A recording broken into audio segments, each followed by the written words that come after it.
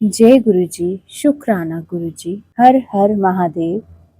संगत जी, आज गुरु जी के इस महाशिव पुराण का पाठ का 10वां दिन है, जो कि आज भी हम गुरु जी महाराज के चरणों में बैठकर इस अध्याय को पढ़ेंगे। आप सभी से मेरी प्रार्थना है कि इसको आगे शेयर जरूर करें, सभी ध्यान पूर्वक सुने और अपने मन को शांत रख के कोशिश करें इन शब्दों को समझने की, ताकि आप अपने घर में उस ऊर्जा का प्रवाह कर पाएं। और जय गुरु जी, शुक्राना गुरु जी। इस पाठ को पढ़ते समय मुझसे जो भी भूल चूक हो जाए, गुरु जी महाराज मुझे माफ कर देना। संगत जी, आप भी मुझे माफ कर देना। इस पाठ को आगे ज्यादा से ज्यादा शेयर करें, चैनल को सब्सक्राइब जरूर कर लें, ताकि अगला पाठ जैसे ही शेयर किया जाए आप तक सबसे पहले पहुंच जाए। जय गुरु जी। देश काल, पात्र और दान आदि का विचार। ऋषियों ने कहा, समस्त पदार्थों के ज्ञाताओं में श्रेष्ठ सूत जी, अब आप क्रमशः देश काल आदि का वर्णन करें। सूत जी बोले, महर्षियों, देव यज्ञ आदि कर्मों में अपना शुद्ध ग्रह समान फल देने वाला होता है, अर्थात अपने घर में कराए हुए देव यज्ञ आदि शास्त्रों को फल देने वाला व समान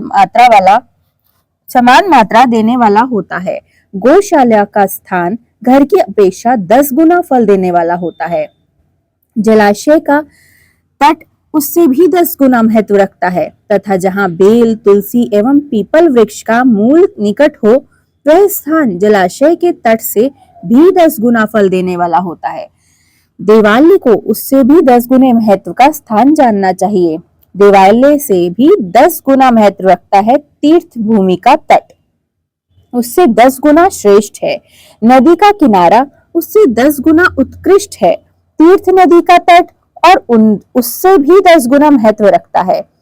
सप्त गंगा नामक नदियों का तीर्थ गंगा, गोदावरी, कावेरी, ताम्रपणी, सिंधु, सरयू और नर्मदा, इन 7 नदियों को सप्त गंगा कहा गया है।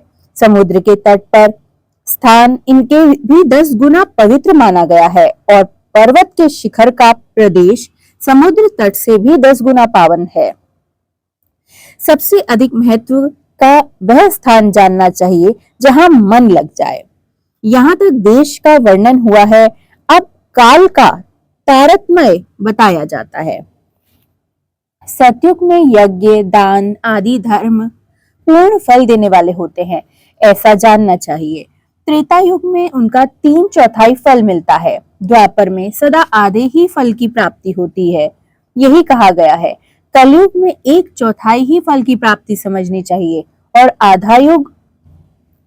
आधा कलयुग बीतने पर उस चौथाई फल में से भी 1/4 कम हो जाता है। शुद्ध अंतःकरण वाले पुरुष को शुद्ध एवं पवित्र दिन सम फल देने वाले होते हैं। विद्वान ब्राह्मणों सूर्य संक्रांति के दिन किया हुआ सत्कर्म पूर्वोक्त शुद्ध दिन की अपेक्षा 10 गुना फल देने वाला होता है, यही जानना चाहिए। उससे भी 10 गुना महत्व उसका कर्म का फल है, जो विपुष नामक योग में किया जाता है। दक्षिणायन आरंभ होने के दिन, अर्थात कर्क की संक्रांति में किए हुए पुण्य कर्म का महत्व विषुव से भी 10 गुना माना जाता है। उससे भी 10 गुना मकर संक्रांति में, और उससे भी 10 गुना चंद्र ग्रहण में किए हुए पुण्य का महत्व माना जाता है। सूर्य ग्रहण का समय सबसे उत्तम है, उसमें किए हुए पुण्य कर्म का फल चंद्र ग्रहण से भी अधिक और पूर्ण मात्रा में होता है। इस बात को विज्ञ पुरुष जानते हैं। जगत रूपी सूर्य का राहु रूपी विष से संयोग होता है, इसलिए सूर्य ग्रहण का समय रोग प्रदान करने वाला होता है। अतः उस विष की शांति के लिए उस समय स्नान, दान और जप करने का काल विष की शांति के लिए ही उपयोगी होने के कारण पुण्यप्रद माना जाता है। जन्म नक्षत्र के दिन तथा व्रत की पूर्ति के दिन का समय सूर्य ग्रहण के समान ही समझा जाता है, परंतु महापुरुषों के संग का काल करोड़ों सूर्य ग्रहण के समान पावन है, ऐसा ज्ञानी पुरुष जानते व मानते हैं। तपोनिष्ठ योगी और ज्ञाननिष्ठयति, ये पूजा के पात्र हैं क्योंकि ये पापों के नाश के कारण होते हैं। जिसने 24 लाख गायत्री का जप कर लिया हो वह ब्राह्मण भी पूजा का उत्तम पात्र है। वह संपूर्ण फलों और भोगों को देने में समर्थ है। जो पतन से त्रात करता है अर्थात नरक में गिरने से बचाता है, उसके लिए इसी गुण के कारण शास्त्र में पात्र शब्द का प्रयोग होता है। वह दाता का पातक से त्राण कराने के कारण पात्र कहलाता है। गायत्री अपने गायक का पतन से त्राण करती है, इसलिए वह गायत्री कहलाती है। जैसे इस लोक में जो धनहीन है वह दूसरे को धन नहीं देता, जो यहाँ धनवान है वही दूसरे को धन दे सकता है, उसी तरह जो स्वयं शुद्ध और पवित्रात्मा है वही दूसरे मनुष्य को त्राण या उद्धार करने के लिए आगे बढ़ा सकती है। जो गायत्री का जप करके शुद्ध हो गया हो वही शुद्ध ब्राह्मण कहलाता है। इसीलिए दान, जप, होम और पूजा सभी कर्मों के लिए वही शुद्ध पात्र है।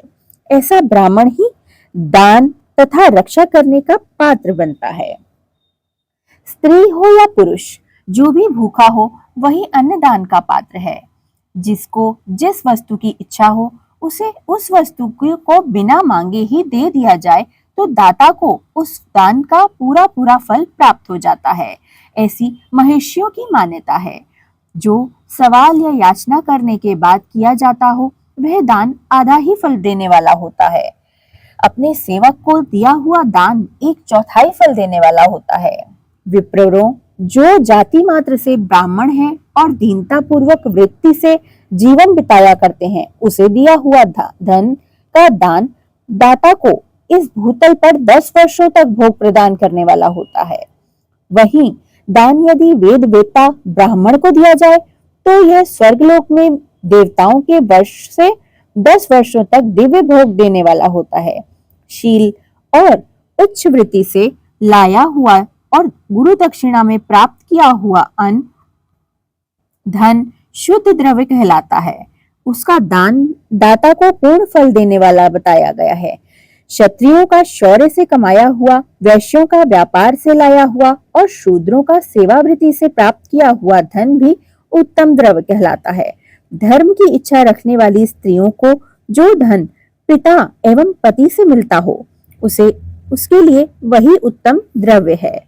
गौ आदि 12 वस्तुओं का चैत्र आदि 12 महीनों में क्रमशः दान करना चाहिए। गौ, भूमि, तिल, स्वर्ण, घी, वस्त्र, धान्य, गुड़, चांदी, नमक, कोहड़ा और कन्या, यही वे 12 वस्तुएं हैं। इनमें गोदान से कायिक, वाचिका और मानसिक पापों का निवारण तथा कायिक आदि पुण्य कर्मों की पुष्टि होती है। ब्राह्मणों भूमि का दान इहलोक और परलोक में प्रतिष्ठा, आश्रय की प्राप्ति कराने वाला होता है। तिल का दान बलवर्धक एवं मृत्यु का निवारक होता है।